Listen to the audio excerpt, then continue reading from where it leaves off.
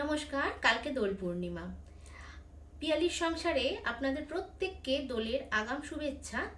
আর আবিরের রঙের মতো আপনার আর আমার জীবন রঙিন হয়ে উঠুক, এটাই কামনা। এই দোলের জন্য আমিও আপনাদের সবাইকে আরেকটি রেসিপি উপহার দিতে চলে এলাম। আজকে আমার রেসিপি মালপোয়া। আমি একটি বলে 125 ml এর মেজারমেন্ট কাপের 3 কাপ ময়দা, 1 কাপ সুজি, 1 কাপ চিনি আর একটু মৌরি দিয়ে ভালো করে মিশিয়ে নিলাম। আপনারা যারা আমার চ্যানেলটিকে সাবস্ক্রাইব করেছেন তাদের অনেক অনেক ধন্যবাদ, আর যারা এখনও করেননি তাদের সাবস্ক্রাইব করে দেওয়ার অনুরোধ রাখলাম। এরপর এর মধ্যে আমি সামান্য নুন দিলাম। নুন দিয়ে ভালোভাবে মিশিয়ে নিলাম। তারপর 1 কাপ দুধ দিয়ে আমি গুলতে থাকলাম। দুধটা খুব গরম ছিল, তাই আমি একটু জল মিশিয়ে নিয়েছিলাম। আপনারা চাইলে পুরো দুধেরই করতে পারেন, আর একটু সুষুম গরম দুধ দেবেন, তাহলে সুজিটা খুব তাড়াতাড়ি ফুলে যাবে। দেখুন, আমি পুরো 1 কাপ দুধ দিয়েছি, তাতে মাখাটা হয়নি, আমাকে আরেক কাপ দুধ ব্যবহার করতে হয়েছে। ব্যাটারটা একদম পাতলাও হবে না, আবার একদম ঘনও না।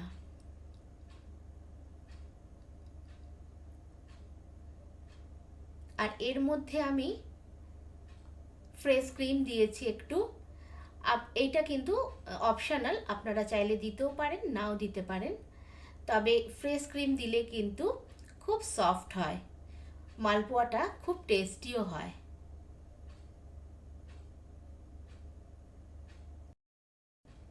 আপনারা হয়তো ভাবছেন দোলে মালপোয়া কেন? এটা তো সাধারণত আমরা বাঙালিরা জন্মাষ্টমীতে করে থাকি, কিন্তু যেহেতু আমার মামার বাড়ি বিহারে ছিল, আর আমার বাবাও কর্মসূত্রে কিংবা মানুষ হয়েছে বিহারে, তো আমাদের না ছোট থেকেই দোল মানেই মালপোয়া, দই বড়া এইসব অভ্যস্ত আর কি।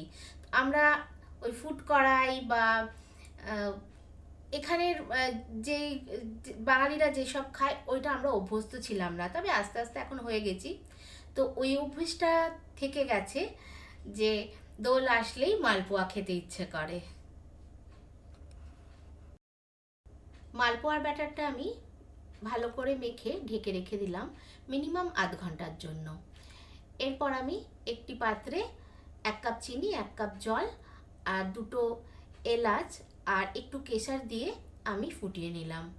এখানে খুব বেশি চিটচিটে হবে না, খুব হালকা হবে। মোটামুটি এটা ফুটে যাওয়ার 1-2 মিনিট মতো ফুটলেই হয়ে যায়। এদিকে আধ ঘন্টা পর আমি ব্যাটারটাকে ভালোভাবে নাড়াচাড়া করে নিলাম। মনে হচ্ছে আর একটু দুধ লাগবে, তো বাকি যে দুধটা ছিল আমি সেটাও দিয়ে দিলাম। আর এখানে আরেকটা কথা বলা হয়নি, আমি এখানে একটু ঘি দিয়েছিলাম। ঘি দিলে একটা সুন্দর সেন্ট হয়। আর এরপর দেখুন আমার ব্যাটারটা একদম ঠিকঠাক হয়েছে, আর সুজিটা তখন ফুলে গেছিল, তাই জন্য ব্যাটারটা একটু ঘন হয়ে গেছিল। এরপর আমি একটু কড়াই বসালাম, ওর মধ্যে রিফাইন তেল দিলাম, দিয়ে এক এক করে আমি বেশ কষকষে গরম করে নিতে হবে।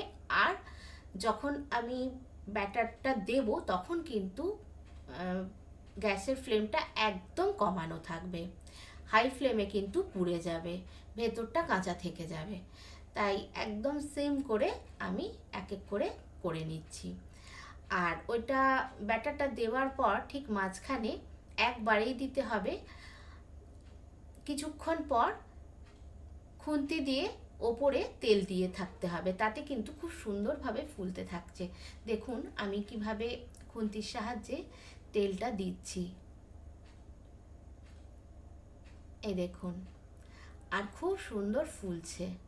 আমার প্রত্যেকটা মালপোয়া এইভাবেই ফুলেছে। আপনাদেরও ঠিক এই প্রসেস মেনটেন করে করলে আপনাদেরও এরকমই হবে।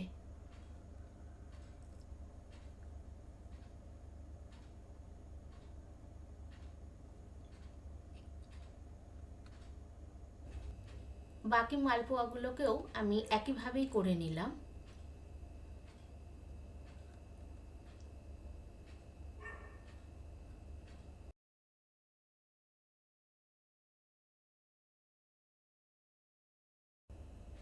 ভাজা হয়ে গেলে এরপর আমি রসে ডুবিয়ে 3-4 মিনিট মতো রেখে দিচ্ছি।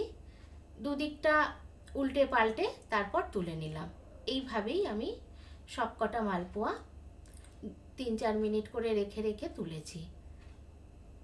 তাতে ভেতরে রসটা খুব ভালোভাবে ঢুকবে আর সফটও হবে, খেতেও খুব ভালো হবে।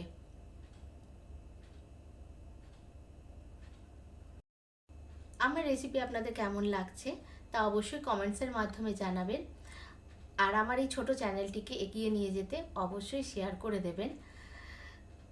এইভাবেই আমি কিন্তু সম্পূর্ণ মালপোয়া তৈরি করে নিলাম। তারপর পুরো রসটা ওর মধ্যে আরেকটা বাটির মধ্যে দিয়ে রেখে দিলাম। আশা করি আপনাদের এই রেসিপিটা ভালো লাগবে। ভালো লাগলে অবশ্যই করবেন বাড়িতে।